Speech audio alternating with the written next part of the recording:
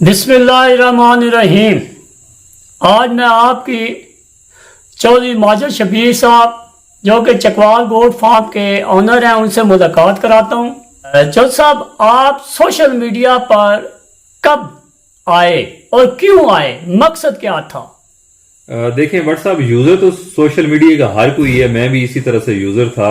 Basically مجھے گوٹ farming کا، بکریوں کا شوق تھا۔ جب شوق کے لیول تک کر رہے تھے اپنے علاقے کے حد تک، جب کمرشل لیول پہ یہ کام سٹارٹ کیا تو لوگوں تک رسائی حاصل کرنے کے لیے یہ چیز ضروری تھی۔ سوشل میڈیا ایک ایسا پلیٹ فارم ہے کہ آپ ہزاروں لاکھوں لوگوں تک رسائی کر سکتے ہیں۔ ہم ادھر سے اقبال میں بیٹھے ہوئے ہیں، کراچی یہاں سے تقریباً 1100 کلومیٹر دور ہے۔ وہاں کا کسٹمر ہمارے پاس آتا ہے، وزٹر آتا ہے، کوئی انفارمیشن لینے آتا ہے، کوئی بکریاں لینے آتا ہے، تو لوگوں تک ریچ حاصل کرنے کے لیے یہ ایک بہترین پلیٹ فارم تھا۔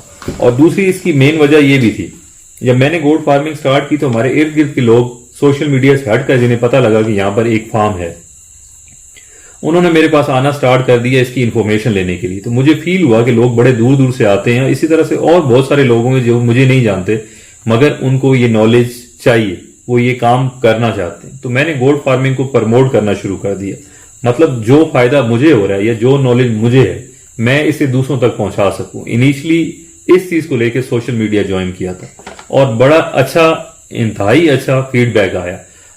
بیسیکلی میں کوئی یوٹیوبر، اب آپ کہہ سکتے ہیں کہ یوٹیوبر یا فیس بک پہ میں ویڈیو پراپر ہم ڈال رہے ہیں، بیسک جب سٹارٹ کیا تھا تو اس نیت سے نہیں کیا تھا کہ یوٹیوب سے ہمیں کوئی ارننگ ہوگی یا فیس بک سے ارننگ ہوگی۔ اس کا پرپز یہ تھا لوگوں تک رسائی، اور جو چیزیں میرے پاس ہیں، علم میرے پاس ہے، وہ لوگوں تک پہنچ سکے اور آسان لفظوں میں پہنچ سکے۔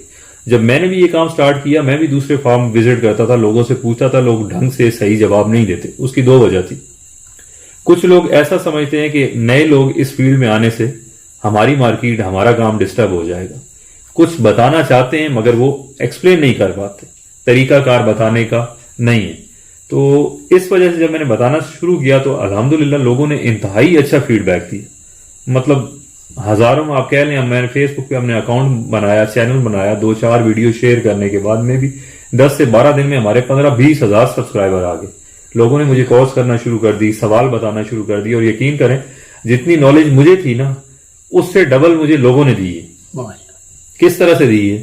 لوگ طرح طرح کے سوال کرتے تھے، بہت ساری چیزیں میرے لیے بھی نہیں تھی، مجھے بھی نہیں پتا تھا۔ ظاہر ہر کسی کو ہر چیز تو نہیں پتا ہوتی، ابھی بھی میں چیزیں سیکھ رہا ہوں، لرن کر رہا ہوں۔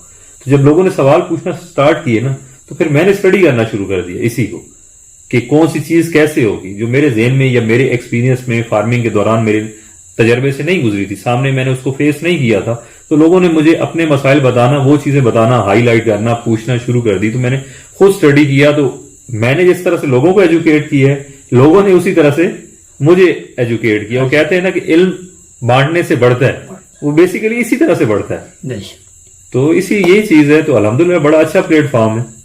آپ نے گوٹ فارمنگ کب شروع کی؟ 15-16 سال کہہ لیں، یا شاید اس سے بھی زیادہ، 40 سال میری عمر ہوگی جب مجھے ہوش سنبھالا، تب سے مجھے گوٹ فارمنگ کا شوق ہے، مگر کر نہیں سکے۔ کوئی ایجوکیشن کیا ہو گیا، جیسے ہمارا کلچر ہے آپ جاب کریں، پڑھے لکھے بچہ اچھی جاب حاصل کرے، یہ کرنا ہے، دنیا کے جو معاملات ہیں اسی طرح سے چلتے رہے۔ آہستہ آہستہ کر کے پھر اپنے شوق کو میں نے ڈیولپ کیا اور اس کو پروفیشن بنا لیا۔ الحمدللہ یہ ایک ایسی انڈسٹری کے لاکھوں کروڑوں نہیں اربوں کی انڈسٹری ہے۔ پاکستان میں ہی ہم گوشت کی نیڈ کو، بکرے کی گوشت کی نیڈ کو پورا نہیں کر سکتے، اور آؤٹ سائڈ پہ پاکستانی گوشت کی بڑی ویلیو ہے، بڑی مارکیٹ ہے۔ ایون فروٹس کی، دوسری ویجیٹیبلز کی بھی، اسی طرح گوشت کی بڑی اچھی مارکیٹ ڈیولپ ہے۔ ہمارے گوشت میں الحمدللہ قدرتی طور پر ہماری خوراک، آب و ہوا کی وجہ سے ہمارے گوشت میں، ہمارے پھلوں میں، ہماری سبزیوں میں دوسرے ملکوں سے کمپیئر کریں تو یہ ٹیسٹ میں رچ ہے، لوگ اسے پسند کرتے ہیں اور مہنگے داموں خریدتے ہیں۔ میرا گلف کا ایکسپیرینس ہے، ایک سائڈ پہ دوسرے کسی کا افریقن، آسٹریلین یا ساؤتھ افریقن گوشت اگر 20 روپے یا 30 درہم کا کیجی ہے تو وہیں پاکستانی گوشت 35 سے 40 ہوگا، مطلب 7-8 ہزار درہم ان سے مہنگا ہوگا۔ اسی طرح سبزیاں اور پھل بھی پاکستانی مہنگے۔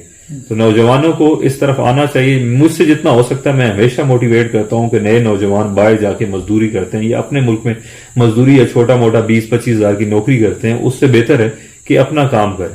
مطلب ہمارا المیہ یہ ہے کہ ہمارا نوجوان کلچر ایسا ہے، ہمارے بڑے بزرگ بھی بچوں کو اسی طرح سے گائیڈ کرتے ہیں، پرائیورٹی دیتے ہیں کہ 25 ہزار کی سرکاری یا پرائیویٹ نوکری مل جائے، یا ہم 5 لاکھ 6 لاکھ روپے دے کے بچے کو مزدور کے ویزے پہ آنکھوں سے بس اوجھل ہونا ہے، وہ باہر چلا جائے. حالانکہ وہی پیسے بزنس میں لگا کے, گوٹ فارمنگ میں لگا کے یہاں پیسہ کمایا سکتا ہے. ویجیٹیبل کی فارمنگ ہو سکتی ہے, فروٹ فارمنگ ہو سکتی ہے, ڈیری کی فارمنگ ہو سکتی ہے, پولٹری کی ہو سکتی ہے, گوٹ فارمنگ ہو سکتی ہے. یہ وہ چیزیں بتا رہا ہوں کہ ہمارا زرعی علاقہ ہے. پاکستان کا زیادہ تر ایریا زرعی ایک ایگریکلچرل ملک ہے. یہ چیزیں ہمیں سوٹ کرتی ہیں.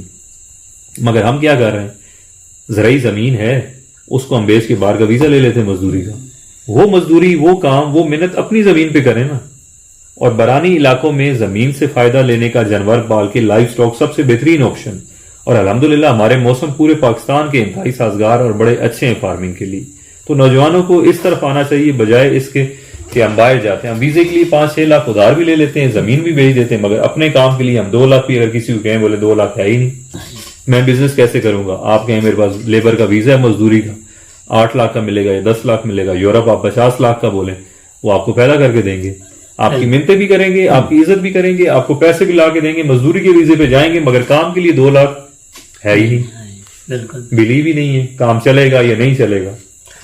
اچھا چودھری صاحب, سوشل میڈیا پر استاد کا کردار کس وجہ سے شروع کیا, وجہ کیا تھی؟ میں نے آپ کو بتایا نا کہ جو چیزیں مجھے پتا تھی نا, میری یہ کوشش تھی, 2 چیزیں تھی. ایک تو میں کسٹمر تک پہنچوں, ظاہر ہے جو میرا پروڈکٹ ہے میں انہیں سیل کر سکوں. اور دوسری چیز ہے میں علم جو میرے پاس ہے, جو چیزیں میں نے پرابلم فیس کی جب سٹارٹ کیا, تو جو چیزیں مجھے نہیں پتا تھا میں نے بڑی مشکل سے وہ چیزیں لرن کی. لوگوں کو پتا نہیں تھی, لوگ بتاتے نہیں تھے یا مجھ سے دور تھے, ان لوگوں تک رسائی نہیں تھی.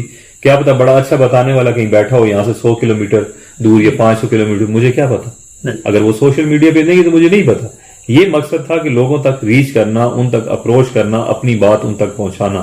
تو جیسے میں نے ان کو بتانا شروع کیا, ایجوکیٹ کرنا شروع کیا, جو ایکسپیرینس میرے پاس تھا, تو لوگوں نے مجھے استاد بنا دیا. میں تو خیر ابھی بھی استاد نہیں ہوں, چیزیں سیکھ رہا ہوں. جیسے میں نے آپ کو بتایا نا, لوگ پوچھتے گئے, میں سیکھتا گیا اور انہیں بتاتا گیا. اچھا ماجد بھائی, آپ کے بارے میں نا لوگ پوچھنا چاہتے ہیں, جاننا چاہتے ہیں آپ کی مصروفیت کے بارے میں, اور یہ بھی جاننا چاہتے ہیں کہ آپ چکوال میں کتنے دن رہتے ہیں اور آؤٹ آف سٹی کتنے دن رہتے ہیں. اچھا, یہ ہمارے بہت سارے کسٹمر بھی ہیں, فالوورز ہیں جو فون کال کرتے ہیں. اب تو ہم نے 2-3 مہینے سے, ثاقب صاحب ہیں آپ انہیں جانتے ہیں, انہیں ہم نے رکھا ہوا, یہ جتنی کالز ہیں صرف فون اٹینڈ کرنے کے لیے رکھا ہوا. سوشل میڈیا کی وجہ سے ایسا ہوتا ہے کہ 300-400 کال پر ڈے ہوتی ہیں, 300-400 واٹس ایپ میسج ہوتے ہیں, ہر کسی کو میں ریپلائی نہیں کر پاتا. اور ٹیکنیکلی اگر آپ دیکھیں نا, 300-400 کال ایک بندہ دن میں اٹینڈ ہی نہیں کر سکتا. واٹس ایپ تو ایسی ہے نا, یہ اینڈ لیس کمیونیکیشن. آپ کو ایک سلام جواب آئے گا, وعلیکم السلام, سوال آئے گا, جواب آئے گا, سوال آئے گا, جواب آئے گا.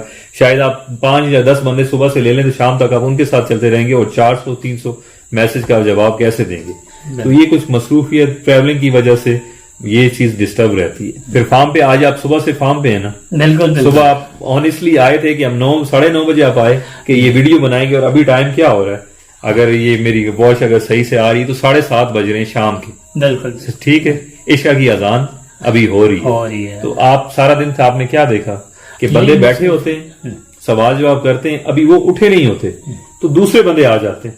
تو پھر اسی طرح سے صبح سے شام تک پورا سلسلہ, ایون باتھ روم جانے کا یا کھانا کھانے کا ٹائم جب میں فارم پہ اویلیبل ہوتا ہوں تو نہیں ہوتا. 4-6 بندے بیٹھے ہوئے ہیں, وہ پوچھ رہے ہیں, سوال جواب ہو رہے ہیں, آدھا گھنٹہ وہ بیٹھتے ہیں, وہ جانے والے ہوتے ہیں یا اسی دوران دوسرے بھی آ جاتے ہیں. اچھا ماجد بھائی, آپ سے میں بڑا مطلب ایسے سوال پوچھنا چاہتا ہوں کہ آپ کو سیاست کا بھی شوق ہے یا نہیں ہے؟ بٹ صاحب, سیاست کا شوق ہے بھی اور نہیں بھی ہے. سیاست کا شوق تو پاکستان میں یا جس کے پاس پیسہ ہو اور ٹائم ہو, 2 چیزیں ہونا ضروری ہے. یہ فل ٹائم, میرے مطابق سیاست فل ٹائم جاب ہے, پارٹ ٹائم جاب نہیں ہے. اگر آپ سیاست کرتے ہیں نا, آپ کے 2-4 پیچھے بندے یا آپ کا بزنس ہو جو کما رہا ہو, آپ کو فزیکلی ٹائم نہ دینا پڑے, تو آپ سیاست کریں. اچھی چیزیں لوگوں کے کام کریں, بھلائی کے لیے کریں, مگر سیاست کو پیسہ کمانے کے لیے بزنس سمجھ کے نہ کریں. پاکستان میں سیاست بزنس بھی, مطلب اس میں انویسٹ کریں, آپ ان سے پیسہ کمائیں. اس سے پھر مہنگائی بھی ہو رہی ہے, کرپشن بھی ہو رہی ہے, عوام بھی بیچاری ذلیل ہو رہی ہے. مطلب یہ بزنس نہیں ہے, یہ فل ٹائم کام ہے, اور فلاحی کام سمجھ کے سیاست کو کریں.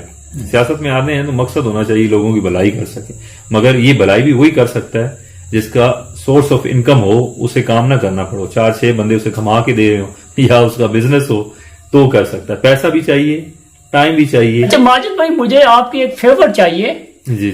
آپ میرے چینل کے بارے میں اپنے ویورز کو، اپنے سبسکرائبر کو اور میرے سبسکرائبر کو کوئی پیغام دینا چاہیں اور میری بھی فیور کریں، میرے چینل کی بھی فیور کریں، کیونکہ میرا چینل ابھی مونوٹائز نہیں ہوا، نیا سٹارٹ آپ نے نیا سٹارٹ کیا. انشاءاللہ اللہ تعالیٰ آپ کو کامیاب فرمائے. بٹ صاحب کا یوٹیوب پہ چینل ہے جی اختر بٹ ویلوگز کے نام سے. آپ بٹ صاحب کو فالو کریں. میں بھی بٹ صاحب کو فالو کرتا ہوں، مگر لائیو پورا دن میں ان کی باتیں سنتا ہوں. بٹ صاحب ماشاءاللہ بڑے ایکسپیرینس ہیں پولیٹکس میں. آپ کہہ لیں کہ یہ ایک سیاسی نہیں، یہ ایک فلاحی ورکر ہیں، لوگوں کی خدمت کر رہے ہیں اور 24/7 کر رہے ہیں. ایون میں بٹ صاحب کو کہتا ہوں کہ بٹ صاحب اللہ کا واسطہ ہے اپنے لیے کچھ کام کرو. بٹ صاحب کبھی کورٹ میں، کبھی کچہری میں، کبھی ہاسپٹل میں، کسی کا ایکسیڈنٹ ہو گیا، کوئی بیمار ہو گیا، کسی نے صلاح مشورہ کرنا ہے، کسی کا شادی کا مسئلہ آ گیا، مطلب ہر کسی کا کوئی ایسا پنگا نہیں ہے جس میں بٹ صاحب نے اپنی ٹانگ نہیں اڑائی ہے کہ میں اسے سلجھا دوں. اچھی چیز بھی ہے مگر اپنے لیے بھی بٹ صاحب ٹائم نکالیں. تو یہ جتنی چیزیں بتائی ہیں ان سب پہ بٹ صاحب بڑی اچھی گرفت رکھتے ہیں، ایکسپیرینس رکھتے ہیں، یہ اپنا نالج شیئر کرتے ہیں. بٹ صاحب کو فالو کریں، آپ کو مزہ بھی آئے گا اور آپ کافی ساری چیزیں سیکھیں گے بھی. ان کی ویڈیو سے، ان کی گپ شپ سے چیزوں کے سلوشن ملتے ہیں، حل ملتے ہیں. اللہ تعالیٰ بٹ صاحب آپ کو کامیاب فرمائے. میرے فالوورز بٹ صاحب کے چینل کو فالو کریں اور بٹ صاحب کی ویڈیوز کو بھی ضرور دیکھیں، اور میں آپ کو یقین دلاتا ہوں کہ آپ کو مزہ آئے گا اور سیکھنے کو ملے گا.